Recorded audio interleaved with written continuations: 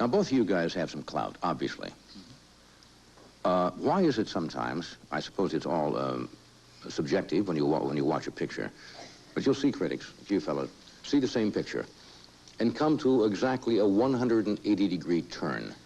One will love the direction or the story, and the other critic says it was the worst picture I've ever seen. And the general public says, see, no, these people are supposed to be experts. They're supposed to know construction and know plots and know directing, and yet they see it completely at opposite ends. It is absolutely personal. There are no rules. I do not go into the movie with a list of 8 little things that I'm looking for, and if the movie corresponds, then that makes it a good movie.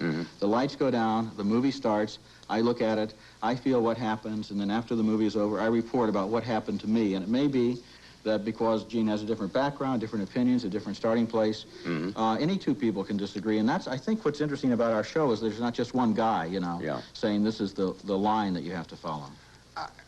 The only thing I can tell you is that sometimes a movie will hook you in some very personal, emotional way that the other person just doesn't have that relationship. I remember seeing Saturday Night Fever.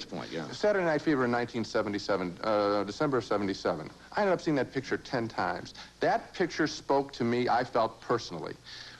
It represented a youth that I did not have. I was not the king of the dance floor. He was not John Travolta. Yeah. But you know, he bought John, can I say this? He bought, you know, to say that. You see now the relationship on the show. He has to ask me whether he can speak. That's right. I hope I can say it. This we've defined after 8 years, Johnny. It works perfectly. Go ahead now. Gene bought John Travolta's suit from that movie. Well, you see, nothing wrong with being a fan. Nothing wrong with being a fan. We are fans. We love the movies. That's the one thing, I'll tell you, that I think critics get tired with the most is that we are somehow like to give negative reviews more than positive reviews. Not true. I tell you, The Hitcher was painful to see. I'd rather see Hannah and her sisters 100 times every single day of my life rather than see that.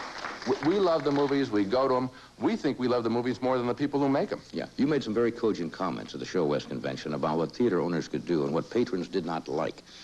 We've all suffered through pictures where there's the crying baby, or there's people acting up where they're raising hell because there don't seem to be any ushers anymore. I used to be an usher when I grew up, and there were ushers, you know, that told you to seat, and you kind of have a little bit of authority to restore order, but it doesn't seem to happen. There is not the civility in the audience that you would expect, and I don't object to audience noise when it's appropriate. If something's exciting or funny, people will scream or people will laugh, but it's very disappointing when people are simply talking as if they're in their living room. That's too bad.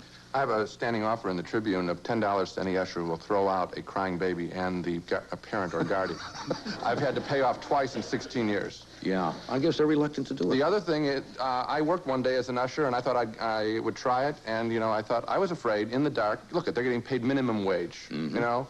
What are you going to, in the dark, you're going to tell us, where you got a flashlight in your hand, you're going to hit somebody with it? So they're not getting paid much, but I think if the ushers at least were in the theater, my big complaint is they're not even in the theater. They're out hauling the bags of pre-popped popcorn. We all see them. Another thing we can touch on. Let me take a break. We'll be right back, okay?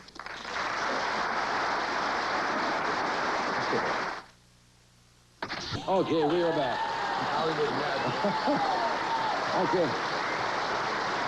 Guys, we probably won't see it. I hope you'll both come back. We just really touched the surface here because there are a lot of things we could talk about besides the movies, especially the paying customers. If you had to make a calculated guess, I'm going to ask you, Roger, then Gene. Okay. The Academy Awards are coming up, I guess, the 24th of March. What would you think is going to win the Best Picture?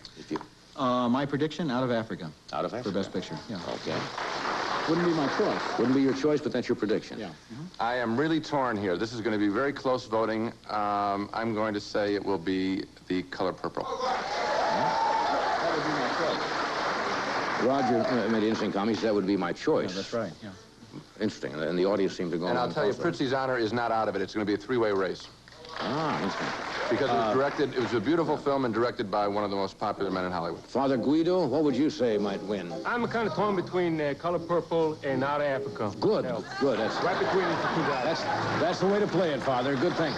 Roger, Gene, thank you very much. Thank you. Have a nice weekend. Tonight on Late Night, join David Letterman and his guest, comic Jay Leno.